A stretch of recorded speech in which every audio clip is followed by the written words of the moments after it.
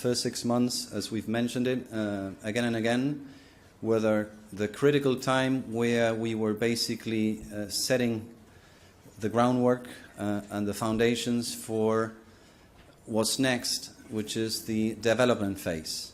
Argentina is this country that has always been eluding her opportunity to basically jump on the bandwagon of growth and of development. So putting the macroeconomic house in order was obviously one of our key priorities. It was something we spent a lot of time at during the political campaign, to the point that we took the risk of anticipating some of the measures that we were going to actually put in place, even if we knew that some of those measures were the kind of short-run pain, long-run gain. We were absolutely transparent about, why we were going to do it, how we were going to do it, and when we were going to do it.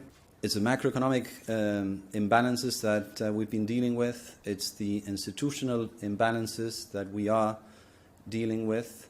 And now I think we've come to a stage where, to the extent that we rebuild credibility, to the extent that we erase, the impediments for investment to create jobs.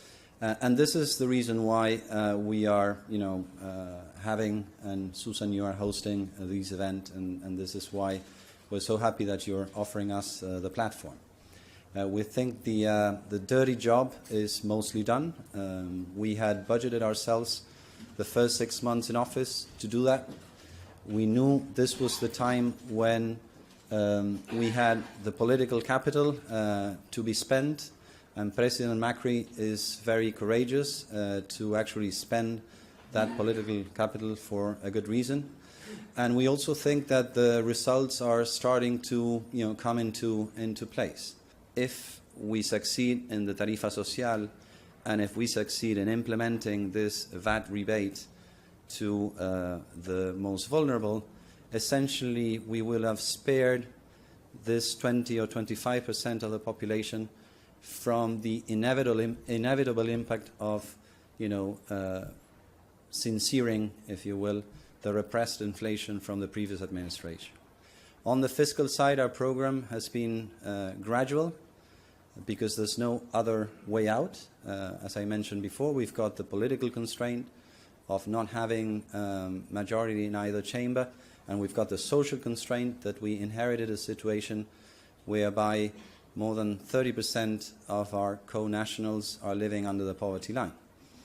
So there was no room for, fiscal aggressiveness. We were very open about this, and we came up with a gradual fiscal program. We've got a very important year next year for us, which is midterm elections. We are shooting for getting majority in the lower chamber, and for that we need to work very hard in that regard. But we're confident that with what we've done so far, we've set the groundworks for that to actually happen. Susan is telling me I've got to circle up a little bit, but this is where you guys come into play. I mean, this is where I'm so thrilled that you came over. We need your investment as much as we need our local businessmen investment.